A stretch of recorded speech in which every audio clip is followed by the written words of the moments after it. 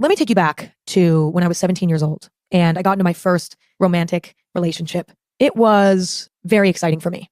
It was also something that I never thought would work out for me. I was always really insecure about what I provide as a woman. Not to get so deep with it all of a sudden, but I've always been somebody who maybe was a bit more humorous. Like I think my dominant personality trait growing up was humor and silliness, not femininity. I didn't have a super stereotypically feminine body. I went through puberty late, so I didn't have curves, I didn't have boobs, I didn't have butt. That came later. And so I was always very insecure about myself as a woman. And so it was a huge accomplishment for me to be accepted by a boy, and not just any boy. This was a boy that I had had a crush on for a very long time.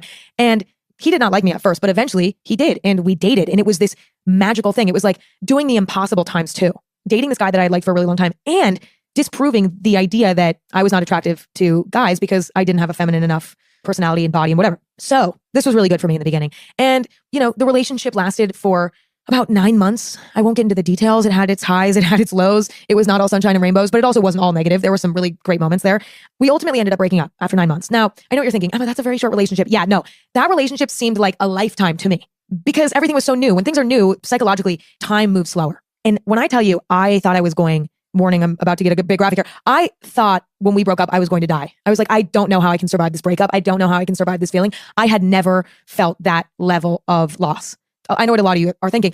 Lucky you, you fucking bitch. Like your first breakup was like the saddest you've been in. Yes, it was. And I know that that's awesome. Like that's lucky, because no one died. Everyone was fucking fine. But for whatever reason, that breakup, I was beside myself because number one, they helped give me a sense of self in a weird way.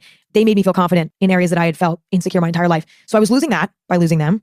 It was sort of reconfirming the suspicions that I had before, like that I was not, a worthy girlfriend, which again, I know is toxic and blah, blah, blah, but it doesn't matter because that's what I thought at the time. But also I truly loved this person and I thought that they were my soulmate and I thought I was never going to feel that way about somebody else again because again, it was new. I had never felt that feeling before. And I know that the story that I'm telling to you right now is not unique to me. I think probably 90% of people on this planet have this exact same story. This is how the first love goes. Unless you marry your first love or you just don't care about dating. I don't know, but like this is a very common occurrence. The first love is always the deepest. Yeah, it sucks. It sucks because when you lose it, you're destroyed for months and months and months. And I was.